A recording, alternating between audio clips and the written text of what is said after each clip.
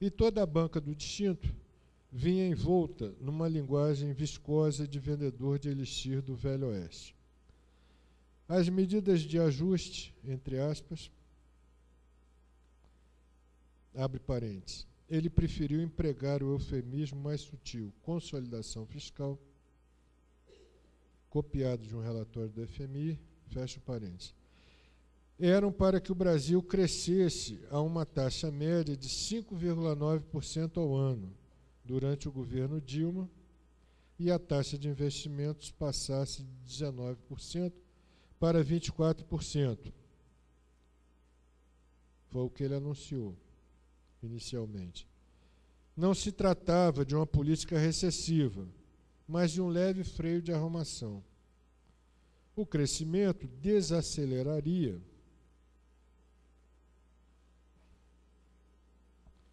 no primeiro ano para 5%, mas depois deixaria o de Lula, o crescimento de Lula, no chinelo.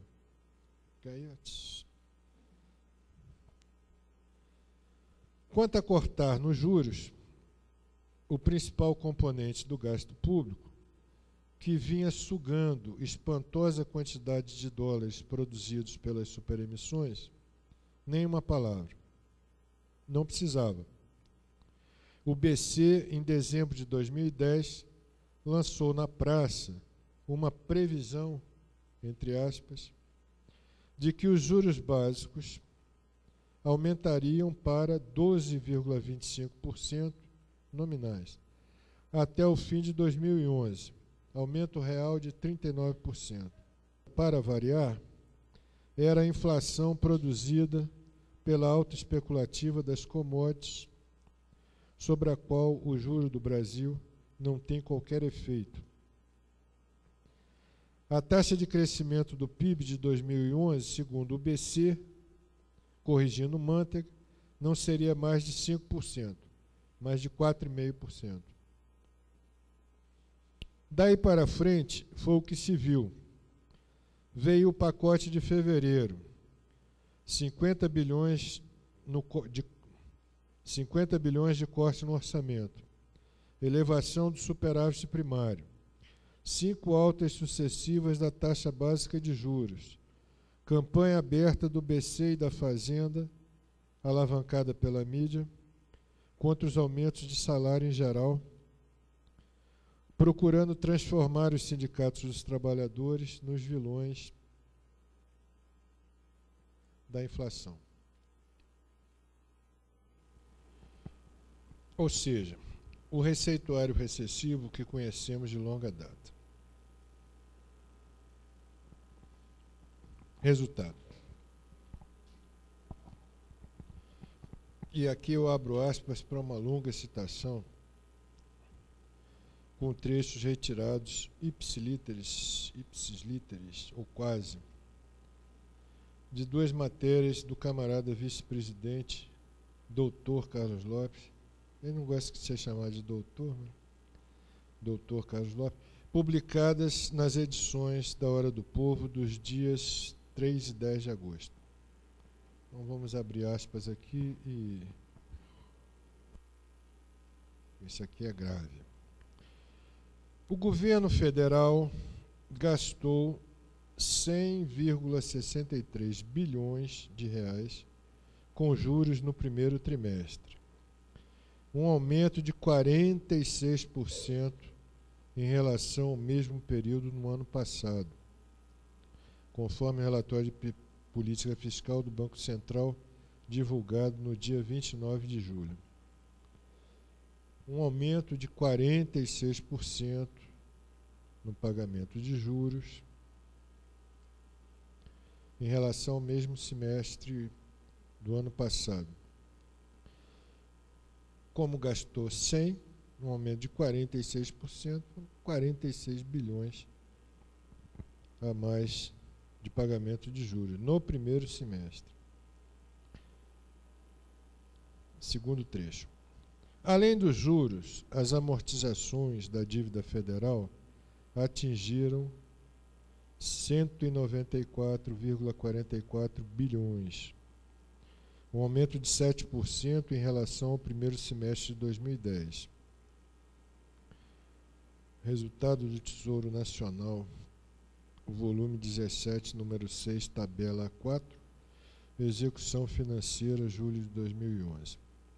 Em dinheiro, isto é, sem contar a rolagem ou refinanciamento da dívida, somando juros e amortizações, o governo federal passou aos bancos em 6 meses 294 bilhões 511 milhões 584.199 reais e 32 centavos. É 9 vezes o que no mesmo período foi dispendido com a saúde,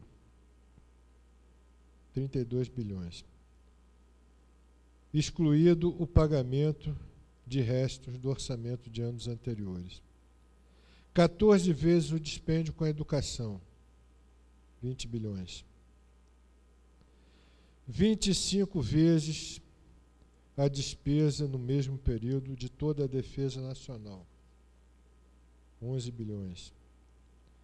2.943 vezes o que se gastou em saneamento, 100 milhões.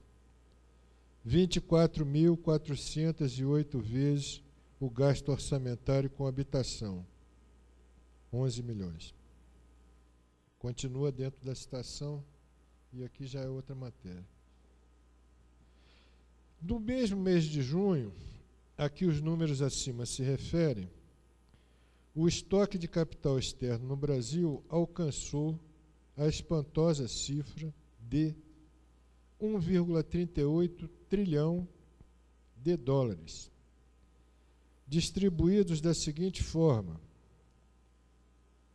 IAC, investimento externo em carteira, o capital puramente especulativo, 669,41 bilhões.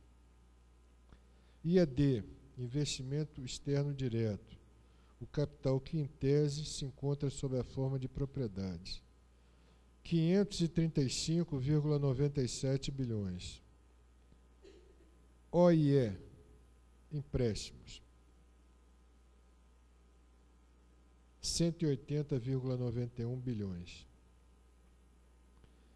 Frente a esses números cavalares, nossas reservas de 348,50 bilhões garantem o quê? Servem para quê? Para ajudar a tapar o rombo da dívida pública americana.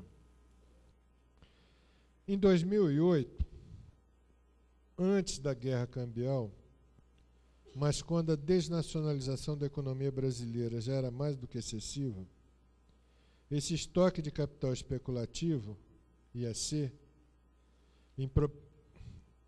em propriedade estrangeira,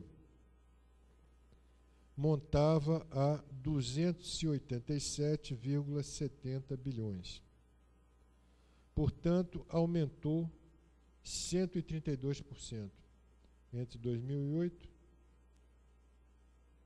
e 2011.